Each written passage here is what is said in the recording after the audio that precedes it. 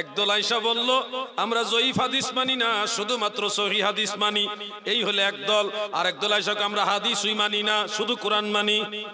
এই হলো আহলে কোরআন। আরেক দল আয়েশাকে আমি কোরআনও মানি না, হাদিসও মানি না, আমি ইসলাম ধর্ম মানি না, আমি নাস্তিক। মানুষে মানুষে কত বেশ কম, চিন্তা করছেন? এখনো ধর্মই মানে না।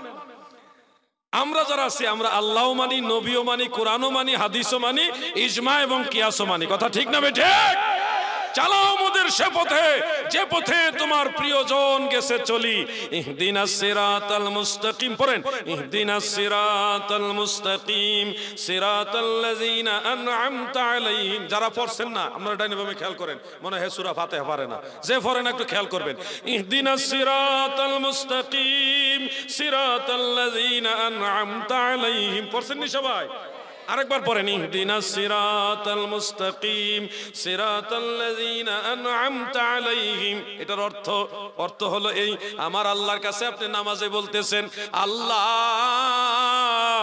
আমাদেরকে সরল সঠিক পথে পরিচালিত করুন, যেই পথে আপনার নিয়ামত প্রাপ্ত বান্দারা পরিচালিত হয়েছে। আল্লাহ আমাদেরকে ওই পথে চালান যেই পথে আপনার ওলিরা গেছে। অর্থাৎ আল্লাহর ওলিদের পথে চলার জন্য প্রত্যেক নামাজে প্রতি রাকাতে রাকাতে মহান আল্লাহ তাআলার কাছে আপনি দোয়া করতেছেন। এইজন্য ওলি আল্লাহদের পথে যারা আছে তারাই সঠিক।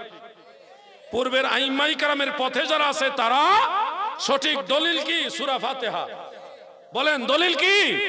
সূরা ফাতিহা। ওয়াহাবি নজদি লামাযহাবিরা সূরা ফাতিহাও মানে না। নামাজের ভিতরে একটা গন্ডগোল লাগাই দিয়েছে, ইমাম সাহেবের সাথে ইমামের পিছনেও সূরা ফাতিহা পড়তে হবে। কি একটা মুসিবতে আইসা পড়ছে।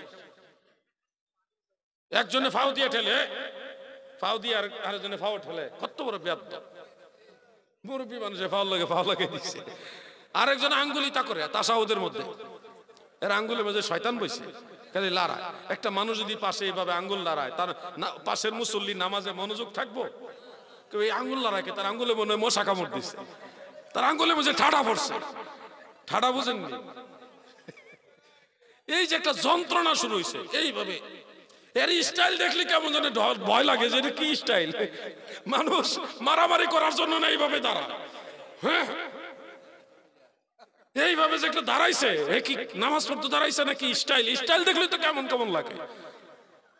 একটু পরে ইটা করে, আর ইটা করে কি জন্য? আবার কোন সমস্যা হইল কিনা? নামাজের ভিতরে একটা টেনশন, কি একটা মুসিবত। আমি আনকারের জন্য বলছি না, আমি বোঝানোর জন্য বলছি। একটা মাসালা মনোযোগ দিয়ে শুনবেন। আমরা ইমাম সাহেবের পিছনে সূরা ফাতিহা পড়ি না। যারা মনে করেন ইমামের পিছনে সূরা ফাতিহা পড়তেই হবে, তাদেরকে আমি স্মরণ করাই দিচ্ছি, শোনো ভাই, শুধু একটা হাদিস দিয়া মাসালা হয় না। মাসআলা সাবিত করতে হলে এই বিষয়ে যত আগের পরের যত হাদিস আছে সব রিসার্চ করতে হবে তোমাকে, তারপরে ফয়সালা দিতে হবে। আমরা যারা দেখি যারা নামাজে ইমামের পিছনে সূরা ফাতিহার পক্ষে, তাদের মেইন দলিল হলো লা সালাতা ইল্লা বিফাতিহাতিল কিতাব, মানে সূরা ফাতিহা ছাড়া নামাজ হবে না। ওই হাদিসের উপর ওনারা ডিপেন্ড করে বসে বলতেছে ইমাম মুসল্লি সবাই সূরা ফাতিহা পড়তে হবে। মুর্শিদাবাদের নবীর প্রেমিকারা শোনো,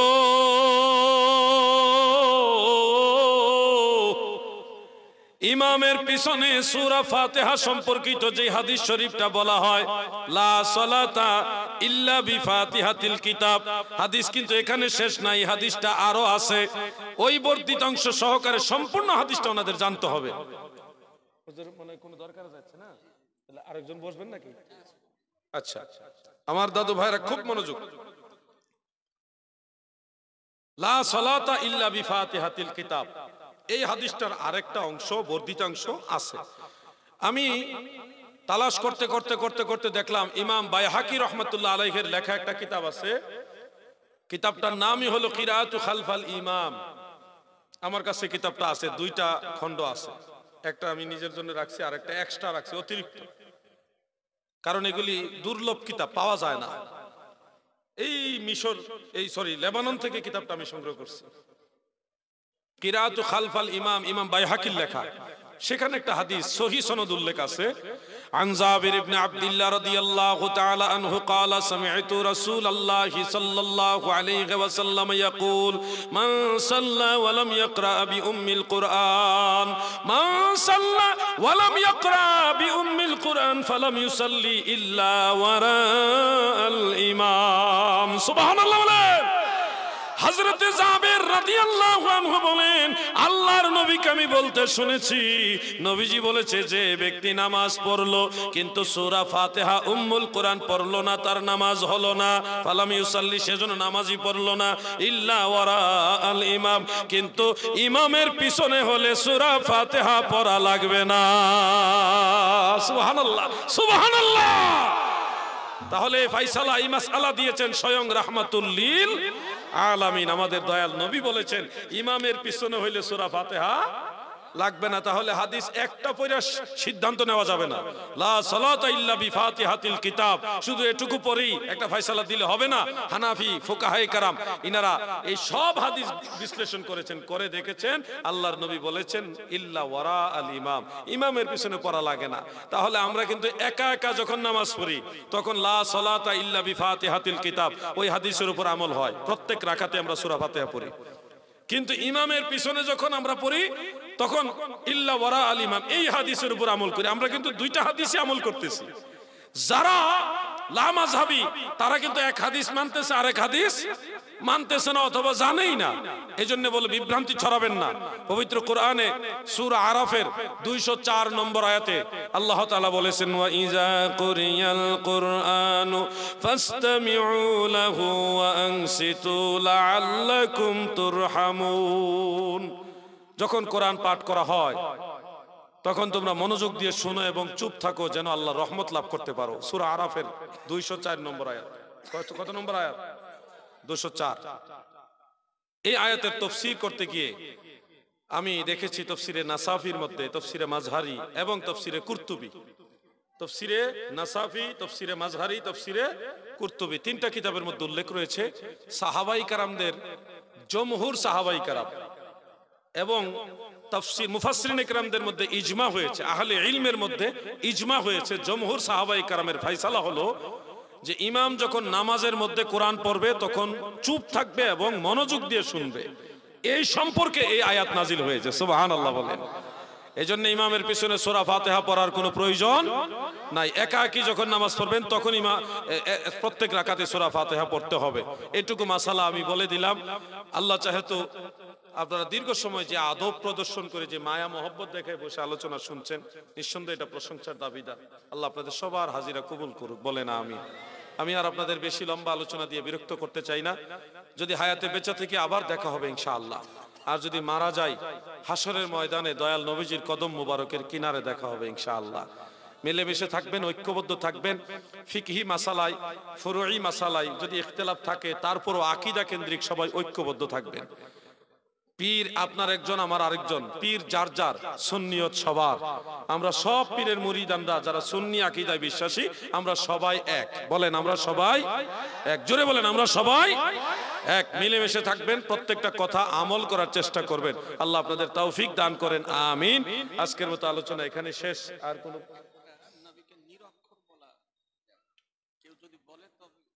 একটা প্রশ্ন এসছে আপনারা অনুমতি দিলে হুজুর বলছেন আপনারা অনুমতি দিলে আমি এই প্রশ্নটা একটু আলোচনা করতে চাই তাহলে একটু জিকির করেন ইসমে জাত আল্লাহ আল্লাহ আল্লাহ আল্লাহ আল্লাহ এই জিকির করো না কে খালি ক্যামেরা কল লইব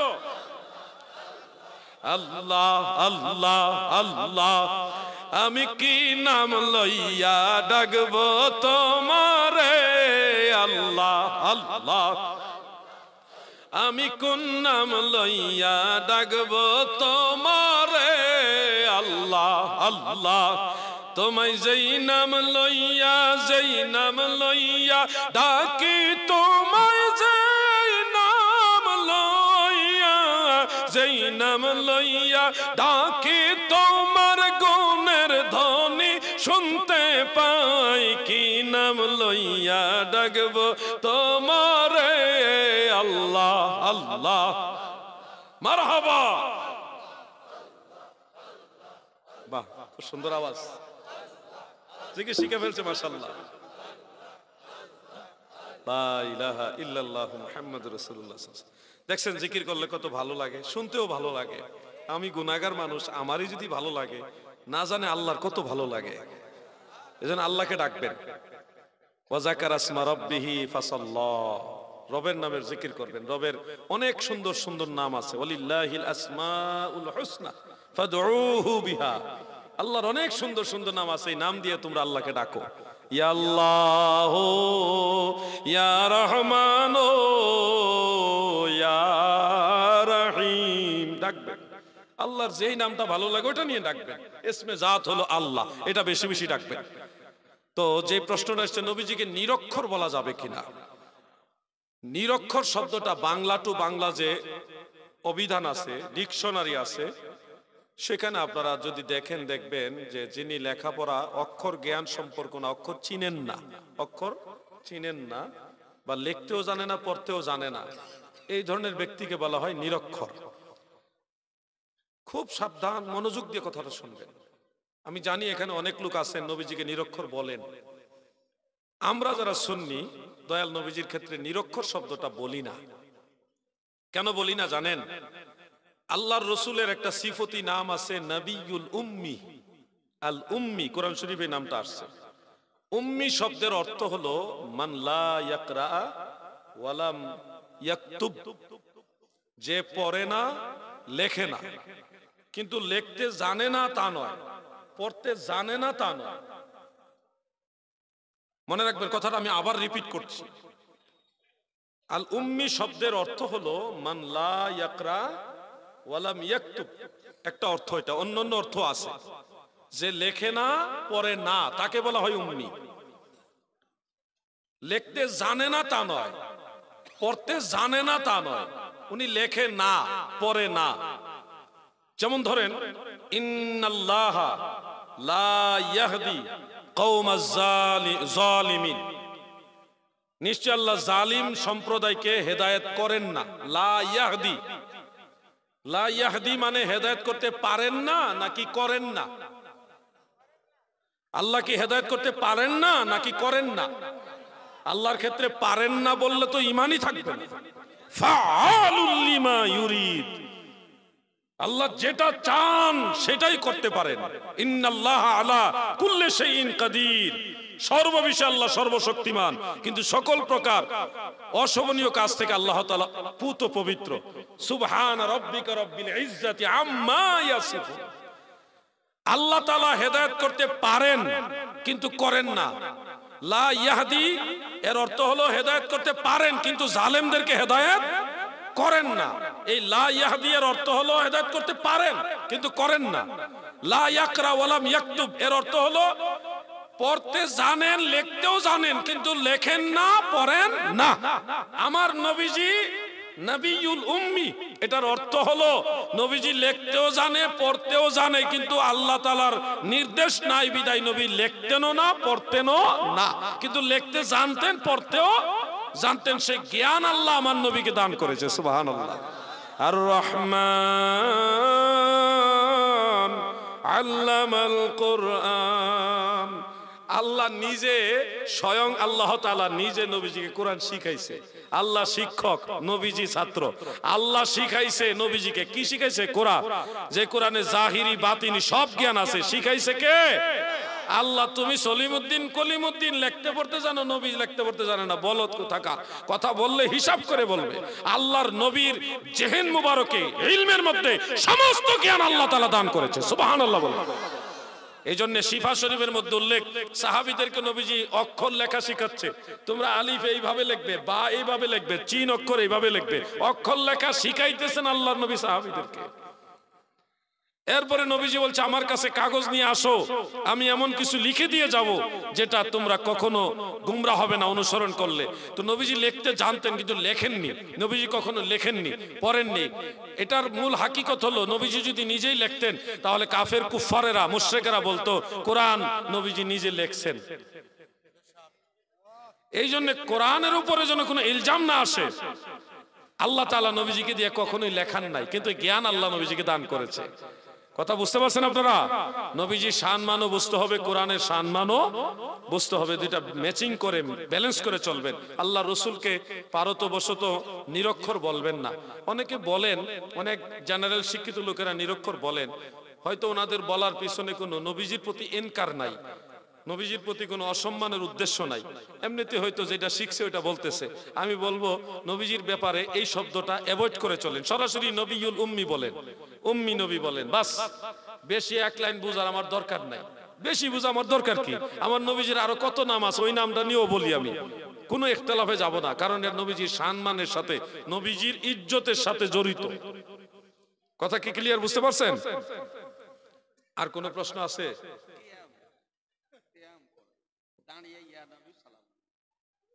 আমি হুজুর অনুমতি না দিলে প্রশ্ন মাঠ থেকে নিব না। দাঁড়িয়ে নবীজিকে ইয়া নবী সালামু আলাইকা বলা যাবে কিনা, এখানে দুইটা পার্ট, একটা হলো দাঁড়ানো অবস্থায় নবীজিকে সালাম দেওয়া, আর একটা হলো ইয়া নবী সালামু আলাইকা বলা। মনে রাখবেন, আমরা যে দাঁড়িয়ে নবীজিকে সালাম দেই, এটা মূলত সাহাবাই কারামের কাছ থেকে এসছে। অনেক ভাইরা বলে সাহাবারা মিলাদ পড়ছে কিনা, কিয়াম করছে কিনা, ইমাম আবু হানিফা করছে কিনা, উমুক করছে কিনা, বিভিন্ন প্রশ্ন করেন। আবু বকর সিদ্দিক করেছে কিনা, উমর করেছে কিনা, সাহাবীরা করেছে কিনা, এই প্রশ্নগুলি করে কিনা ভাই? আজকে আপনারা নোট করে নেন, সাহাবাই কারাম দাঁড়িয়ে নবীজিকে সালাম দিয়েছে। একটা দলিল আমি এখন আপনাদের শোনাবো, সেটা পবিত্র কোরআনের সূরা আহজাবের 56 নম্বর আয়াত। কত? 56 নম্বর আয়াত, যেটা আপনারা নিশ্চয়ই পারেন। ইন্নাল্লাহা ওয়া মালাইকাতাহু ইউসাল্লুনা আলান নবী ইয়া আইয়ুহাল্লাযীনা আমানু সাল্লু আলাইহি ওয়া সাল্লিমু তাসলিমা। এই আয়াতের তাফসীরের মধ্যে হাফিজুল হাদিস ইমাম আবু জাফর ইবনু জারির আত-তাবারি রাহমাতুল্লাহ আলাইহি, তিনি, এটা বেশি দিন আগের কিতাব না, মাত্র 1100 বছর আগের কিতাব। বেশি দিন হয়েছে? বেশি দিন হয় নাই, মাত্র 1100 বছর হয়েছে। সেই কিতাবের মধ্যে এই আয়াতের তাফসীরের মধ্যে সহিহ সনদে হাদিসটা উল্লেখ। যখন এই আয়াতে কারিমা নাজিল হলো, হযরতে কাআব ইবনু উজরা রাদিয়াল্লাহু আনহু, আল্লাহর রাসূলের সাহাবী, তিনি বলেন, আল্লাহর আদেশ হলো ওয়াসাল্লিমু তাসলিমা, আমার নবীকে তাজিম করে তাকিদ দিয়ে বলতেছে, অতীব মহব্বত তাজিম করে সালাম দাও। আমার নবীকে তাজিম করে কিভাবে সালাম দেওয়া যায় গো, এই চিন্তা করে হযরতে কাব ইবনে উজরা বলেন, ফাকুমতু ইলাইহি আই ইলান নবী সাল্লাল্লাহু আলাইহি ওয়াসাল্লাম ওয়া কুলতু আসসালামু আলাইকা আইয়ুহান নবী ওয়া রাহমাতুল্লাহি ওয়া বারাকাতু। কাব ইবনে উজরা বলেন, ওয়াসাল্লিমু তাসলিমা, এই আয়াত যখন নাজিল হইল, আল্লাহ আদেশ দিল যেইভাবে তাজিম করে নবীজিকে সালাম দেওয়া দরকার, ওইভাবে তাজিম করে নবীকে সালাম দাও। আমার আল্লাহর আদেশ পাওয়ার সাথে সাথে আমি কাব ইবনে উজরা নবীজির সামনে দাঁড়াইয়া আল্লাহর নবীকে সালাম দিলাম। সুবহানাল্লাহ। অতএব নবীজির প্রতি তাজিম প্রদর্শনার্থে দাঁড়িয়ে দাঁড়িয়ে নবীজিকে সালাম দেওয়া সুন্নতে সাহাবা। কেউ যদি মনে করেন জিহাদি ভাই এটাকে আসলে হাদিসে আসেনি, সহিহ হাদিস নেই, আমি বলবো আসেন, আমি দেখাবো আপনাকে, ভাই হিসেবে ভালোবেসে দেখাবো, কোনো ঝগড়া না। আপনার কিতাবটা নিয়ে আসেন, তাফসীরে তাবারি, আমি ওটা থেকে বের করে দেখাবো, নিয়ে আসেন।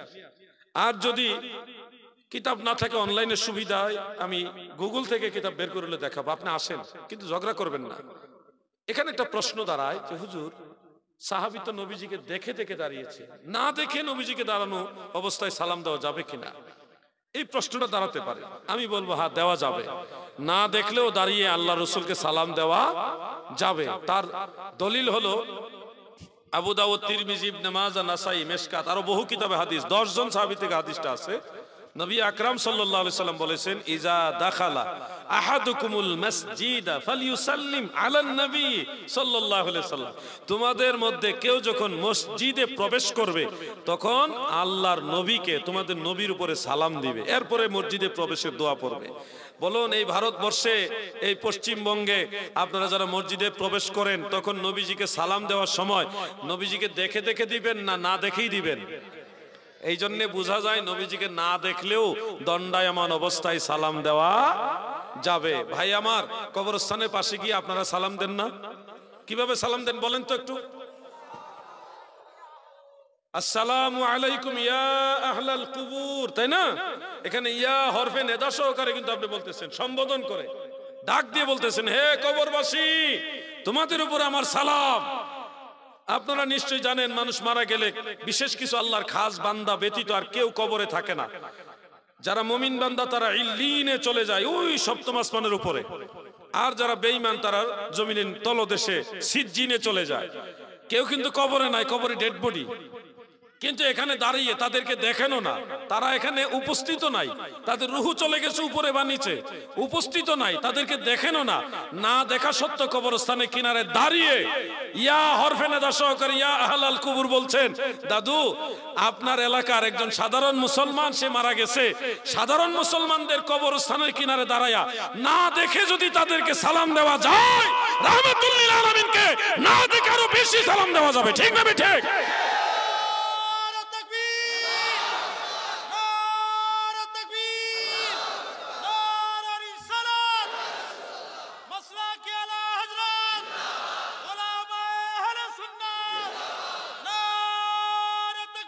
আল্লাহু আকবার। সম্মান করার জন্য দেখা শর্ত না, দেখলেও সম্মান করা যায়, না দেখলেও সম্মান করা যায়। আপনাদের এখান থেকে কেবলা কোন দিকে? পশ্চিম কোন দিকে? কোন দিকে? এদিকে নাকি? আচ্ছা, আপনারা এখানে বলেন কারা কারা রাত্রেবেলায় কাবার দিকে পা লম্বা করে ঘুমান? হাত উঠান। কেউ পা লম্বা করে ঘুমান না? আচ্ছা, আলহামদুলিল্লাহ, খুশি হলাম। আচ্ছা, এই কাবার দিকে ফিরে পেশাব পায়খানা করেন কারা কারা? হাত উঠান। কেউ না?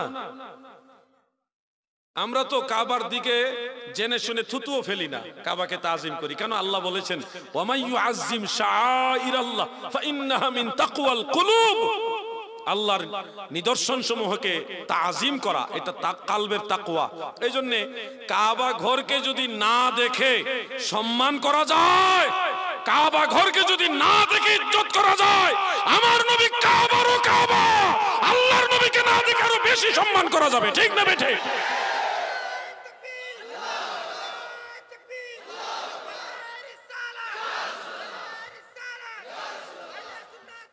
জিন্দাবাদ, জিন্দাবাদ আমার ভাইরা। তাহলে ক্লিয়ার যে দেখলেও তাজিম করা যায়, না দেখেও তাজিম করা যায়। আসলে নবীজির সম্মান বোঝার জন্য নসিব লাগে, নসিব। ওই মানুষগুলি নসিব মন্দ যে আল্লাহ রসুলকে ইজ্জত করতে পারছে না, তার কপাল মন্দ। এবার বলবো ইয়া নবী সালামু আলাইকা, এটুকুর ব্যাখ্যা। ইয়া নবী মূলত ইয়া আইয়ুহান নবী।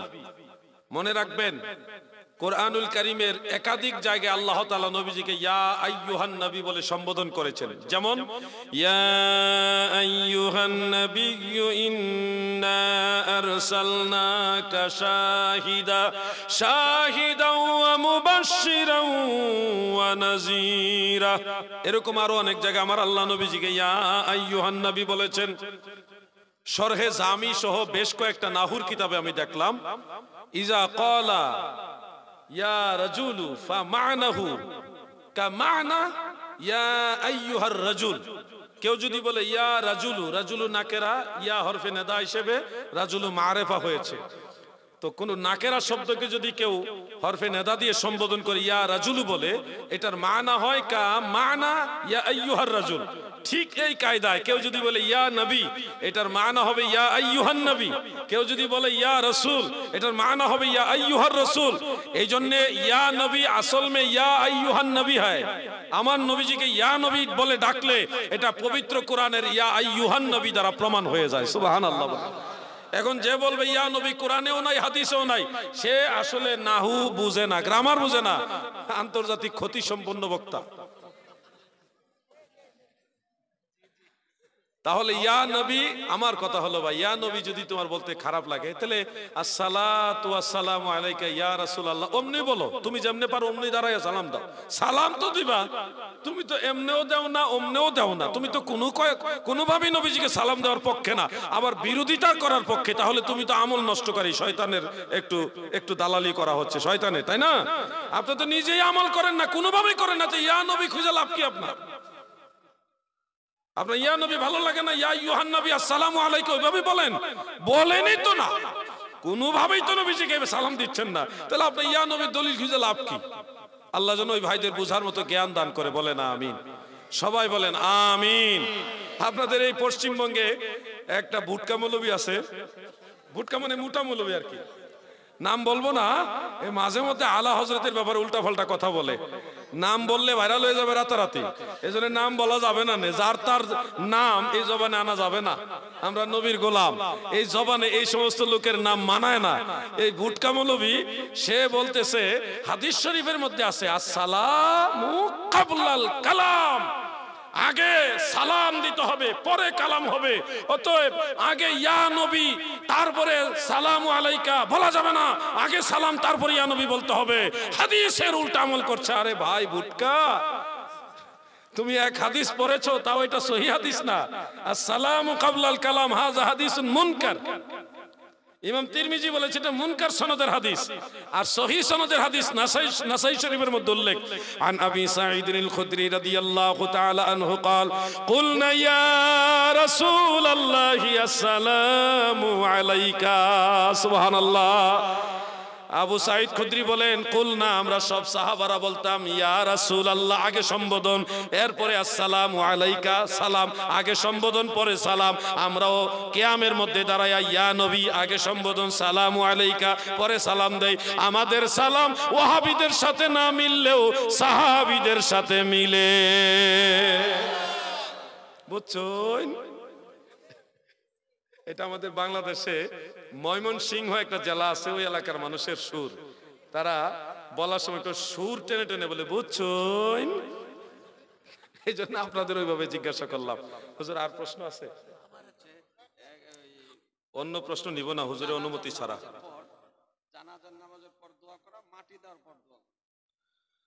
জানাজার নামাজের পর দোয়া এবং দাফন করার পরে দোয়া।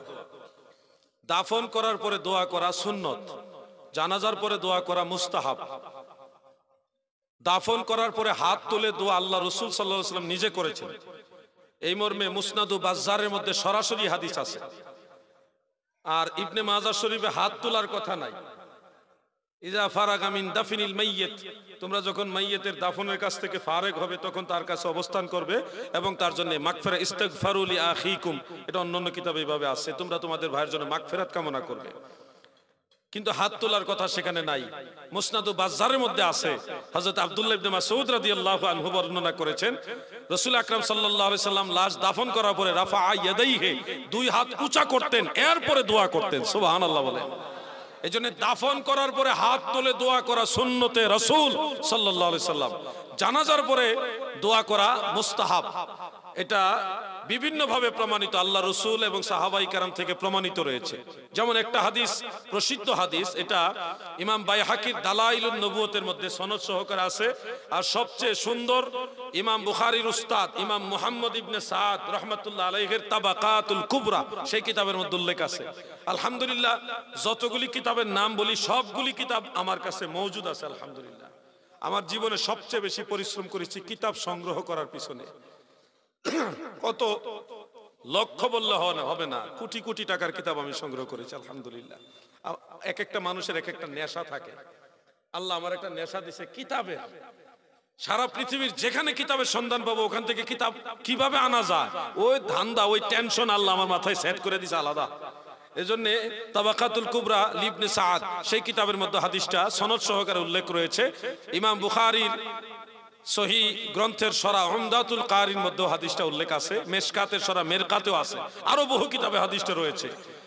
লাম্মা ইলতাকান নাসু বিমুতা জালাসা রাসূলুল্লাহ সাল্লাল্লাহু আলাইহি ওয়াসাল্লাম আলাল মিম্বারে, যখন মুতার যুদ্ধ সংগঠিত হচ্ছে ওই সামদেশে নবীজি মসজিদে নববীর মিম্বর শরীফের মধ্যে আরোহণ করলেন।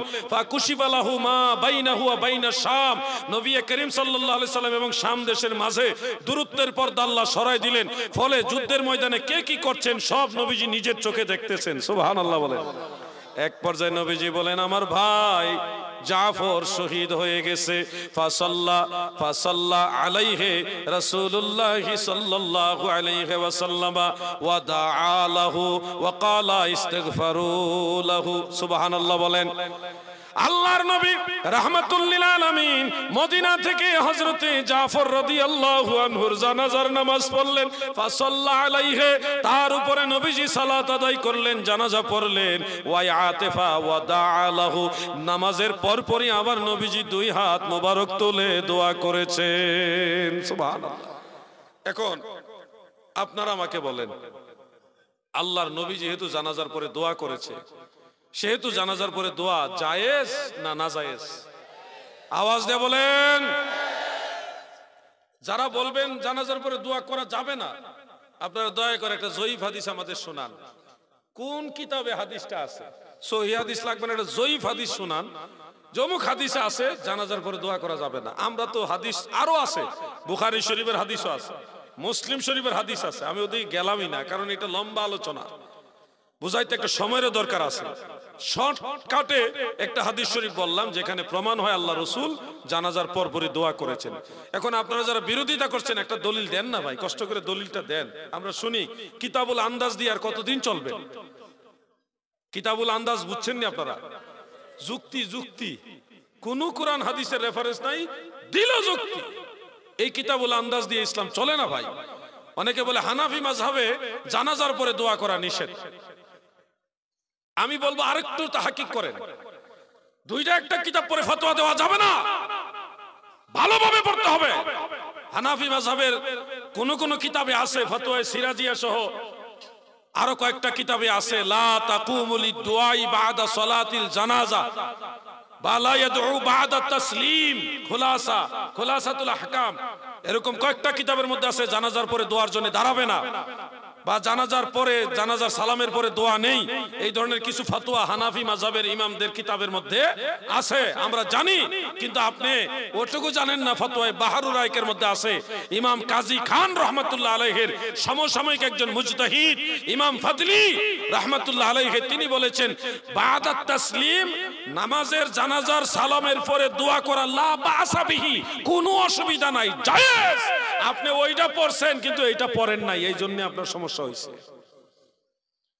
ফিকহের মাসালার একটা উসুল আছে, কোন মাসআলায় যদি একাধিক মত থাকে, কেউ বলছে জায়েজ, কেউ বলছে মাকরুহ, কেউ বলছে হারাম, একাধিক মত আছে, কোনটার মধ্যে ফিকহের ফতোয়ার পরিভাষা প্রয়োগ হয় নাই। ওয়া হুয়া সহিহ ওয়া হুয়াল আসাহ ওয়া হুয়াল মুখতার, হ্যাঁ, বিহি ইউফতা অথবা আলাইহিল ফাতাওয়া বিহি নাখুজু, এই ধরনের শব্দ, ওয়া হুয়াল আহওয়াত ওয়া হুয়াল মুতামাদ, এই শব্দগুলি থাকলে ওয়া হুয়াল আওলা, ফিকহের পরিভাষায় এই ধরনের শব্দ প্রয়োগের মাধ্যমে কোন মাসালাকে প্রাধান্য দেওয়া হয়নি, ফতোয়া প্রয়োগ করা হয়নি। এরকম ইখতিলাফপূর্ণ কয়েকটা মাসালা যদি থাকে, তাহলে যে কোনো একটা মাসালার উপর আমল করা জায়েজ। আর যদি কোন মাসালার সাথে একাধিক মত আছে, কেউ বলছে জায়েজ, কেউ বলছে মাকরুহ, কেউ বলছে হারাম, এই তিন রকম মাসালা থাকলে যেই মাসালার সাথে ওয়া হুয়া সহিহ ওয়া হুয়াল আসাহ ওয়া আলাইহিল ফাতাওয়া বিহি ইউফতা, এই ধরনের শব্দ যেই মাসালার সাথে থাকবে ওটাকে আমল করতে হবে, প্রাধান্য দিতে হবে। এটা উসুলে ফিকহ, রসমুল মুফতি, ফতোয়া সাবির মুকদ্দমা যারা পড়েছেন তারা এগুলি জানেন। এজন্য জানাজার পরে দোয়া করা জায়েজ নাজায়েজ দুই ধরনের মাসালা আছে, একটা হলো জায়েজ আর একটা হলো নাজায়েজ। এই দুই ধরনের মাসআলার মধ্যে কোন মাসালাতেই ফুকাহায়ে আহনাফ ফতোয়ার পরিভাষা প্রয়োগ করেননি। হাজা আউলা, হাজাল মুখতার, এই ধরনের কোন শব্দ বলেনি। আলাইহিল ফাতওয়া বিহি ইউফতা, এই ধরনের শব্দ বলেনি। এই জন্য যে কোনো একটা মাসালা আপনি আমল করতে পারবেন। আর সর্বোপরি যেহেতু ইমাম ফাদলি হানাফি রাহমাতুল্লাহ আলাইহি, ওনার ফতোয়ার সাথে হাদিসে রাসূলের আমলের ম্যাচিং আছে, এই জন্য অটোমেটিক এই ফতোয়াটা গ্রহণযোগ্য হয়ে যাবে। মারহাবা বলেন। এজন্য জানাজার পরে দোয়া করা হাদিসের আলোকেও জায়েজ, ফিকহের আলোকেও জায়েজ। আল্লাহ আমার ভাইদের বুঝার তৌফিক দেন, বলেন আমিন। সবাই বলেন আমিন। এটা হুজুর অনেক বড় প্রশ্ন, ছোট করে তো বলা হয়। নবী করিম সাল্লাল্লাহু আলাইহি সাল্লাম নূর, নূরে মুজাসসাম এবং সর্বপ্রথম সৃষ্টি, সর্বপ্রথম মাখলুক, বেমিসাল বেনজির মাখলুক। আল্লাহ তাআলার হিকমতে কামেলা দ্বারা বেলা ওয়াসিতা নূরে মুহাম্মাদি সৃষ্টি করেছেন। সেই নূরে মুহাম্মাদি হলো বাশারে মুহাম্মাদি। হযরত মুজাদ্দিদ আল ফিসানি রাহমাতুল্লাহ আলাইহি মাকতুবাত ইমামে রব্বানির মধ্যে উল্লেখ করেছেন, আল্লাহ তাআলা যে নূরে মুহাম্মাদি সৃষ্টি করেছিলেন সেটাই হলো বাশারে মুহাম্মাদি। এখানে নবীজির জিসম মুবারকে জড়জগতের কোনো পদার্থ মানে মাটি, পানি এই ধরনের কোনো জিনিস দিয়ে নবীজিকে সৃষ্টি করা হয়নি। সেই নূরে মুহাম্মাদিকে বাশারে মুহাম্মাদি হিসেবে প্রকাশ করা হয়েছে। সুবহানাল্লাহ। ইমাম ইবনে হাজার মক্কি উনি বলেছেন শরহে শামাইলের মধ্যে, আর ইমাম মুল্লা আলী কারি মিশকাতে শরহ মেরকাতের প্রথম খণ্ডের মধ্যে এটা নোট করেছেন এইভাবে, ওয়াখতালাফাতির রিওয়ায়াতু ফি আউয়ালিল মাখলুকাত ফাহাসিলুহা কামা বায়ানতুহা ফি শরহে শামাইল তিরমিজি আন্না আউওয়ালাহান নূর আল্লাযী খুলিকা মিনহু আলাইহিস সালাতু ওয়াস সালাম সুম্মাল মাউ সুম্মাল আরশ। যা প্রথম সৃষ্টি কি এই রিওয়ায়াতগুলির মধ্যে মতানৈক্য রয়েছে, তবে মূল বক্তব্য হলো সর্বপ্রথম আল্লাহ নূর সৃষ্টি করেছেন, যে নূর থেকে আল্লাহ তাআলা নবী করিম সাল্লাল্লাহু আলাইহি সাল্লামকে সৃষ্টি করেছেন। সুবহানাল্লাহ। এটা আহলে সুন্নাত ওয়াল জামাতের সমস্ত ইমামদের ফয়সালা, আমার একক ফয়সালা না, সমস্ত ইমামদের ফয়সালা এটা। এজন্য আমরা নবীজিকে নূর বলি, নূরে মুজাসসাম বলি, নূরের তৈরি বলি। আমাদের কথার সাথে আইম্মায়ে আহলে সুন্নাতের দলিল আছে, কোরআনের দলিল আছে, হাদিসের দলিল আছে। কিন্তু যারা মাটির তৈরি বলে তাদের দলিল হলো মিনহা খালাকনাকুম। ভাই আয়াতের জেহেরি অর্থ তরজমার উপরে মাসআলা বা কোনো ফতোয়া নির্ভর করে না। আপনি পড়েছেন মিনহা খালাকনাকুম, এই মাটি থেকে তোমাদেরকে সৃষ্টি করেছি। আপনি অনুবাদের উপরে ফতোয়া দিচ্ছেন সব মানুষ মাটির তৈরি। ভাই অনুবাদের উপরে যদি সব হয়ে যাইতো তাহলে তাফসীরের দরকার ছিল না। আপনি দেখেন যদি আয়াতে বাহ্যিক অনুবাদে বলেন সব মানুষ মাটির তৈরি, তাহলে কোরআন শরীফের 12টা আয়াত মিথ্যা হয়ে যাবে। নাউজুবিল্লাহ বলেন। কারণ 12টা আয়াত আল্লাহ তাআলা বলেছেন মানুষকে আল্লাহ পানি দিয়া সৃষ্টি করেছেন, নুতফা দিয়া। আওয়ালাম ইয়ারাল ইনসানু আন্না খালাকনাহু মিন নুতফাতিন ফাইযা হুয়া খাসীমুম মুবিন। সূরা ইয়াসিন ৭৭ নম্বর আয়াত। মানুষ কি দেখে না আমি আল্লাহ তাকে নুতফা থেকে সৃষ্টি করেছি, অতঃপর তারা ঝগড়া বিবাদে লিপ্ত হয়েছে। 12টা আয়াত আছে কোরআন শরীফে, আল্লাহ মানুষ বানাইছে নুতফা দ্বারা, পানি দ্বারা, পানি দ্বারা, শুক্রাণু ডিম্বাণু দ্বারা। তাহলে মিনহা খালাকনাকুম, এই মাটি দিয়ে তোমাদেরকে বানাইছি। সব মানুষ যদি মাটির তৈরি হয়ে যায় তাহলে তো ওই 12টা আয়াত আল্লাহ বলছে মানুষ বানাইছি নুতফা দিয়া, পানি দিয়া, তো ওই আয়াত ভুল হয়ে যাইতেছে না? আপনাকে এই জন্য মুফাসসিরিনে কেরামদের সহযোগিতা নিতে হবে। তফসিরে জগৎ বিখ্যাত কিতাব, এটা আমি যেটার নাম বলবো এখন, জগৎ বিখ্যাত তফসিরে খাজেন, তফসিরে খাজেন এবং তফসিরে বাগবী, যেটার মূল নাম হলো তফসিরে মাআলিমুত তানজিল, ইমাম বাগবী রাহমাতুল্লাহ আলাইহির লেখা।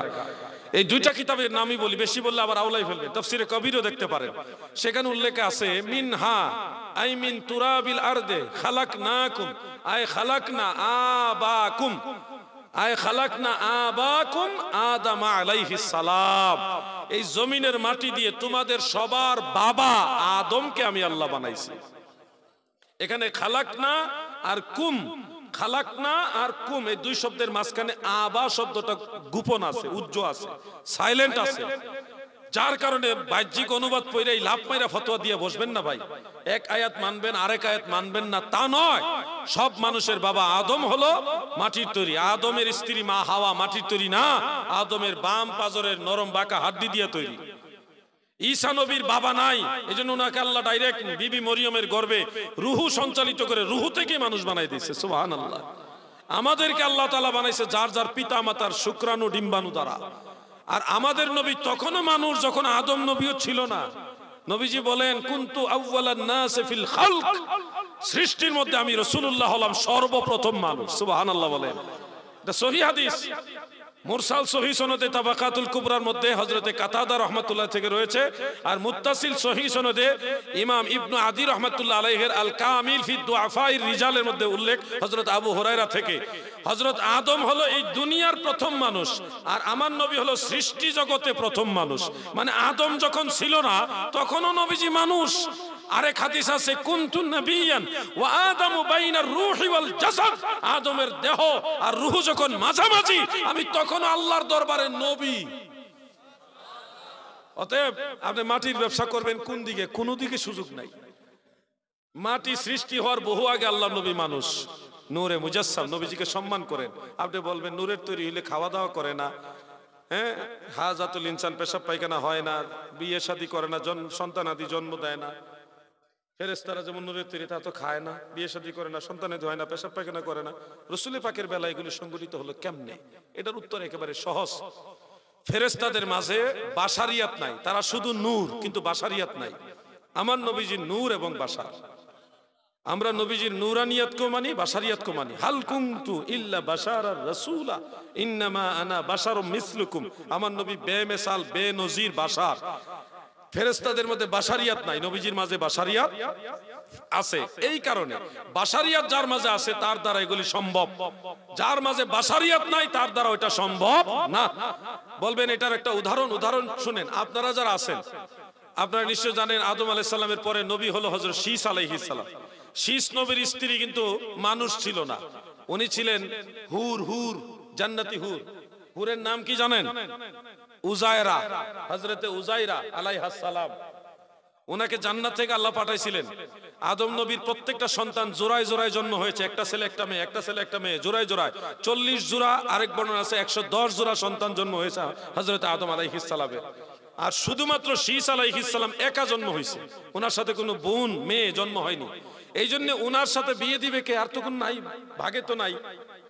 ওই জন্য আল্লাহ তাআলা ওনার জন্য জান্নাত থেকে হুর পাঠাইছেন, হযরতে উজাইরা আলাইহাস সালাম। তিনি বিবাহ বন্ধন আবদ্ধ হয়েছে শীস আলাইহিস সালামের সাথে। সেই জান্নাতি হুর তো নূরের তৈরি, উনি তো মাটির তৈরি না। তাহলে সেই হুরের পরবর্তী বংশধর তো আমরা। পৃথিবীতে এখন যারা আছি প্রায় বেশিরভাগ মানুষ হলো শীস পয়গাম্বরের বংশধর।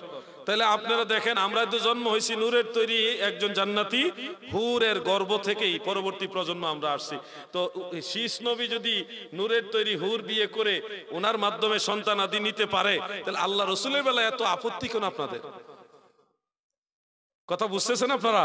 আল্লাহ যেন সবাইকে বোঝার তৌফিক দেন, আমিন। হুজুর আর প্রশ্ন নিব না, হ্যাঁ।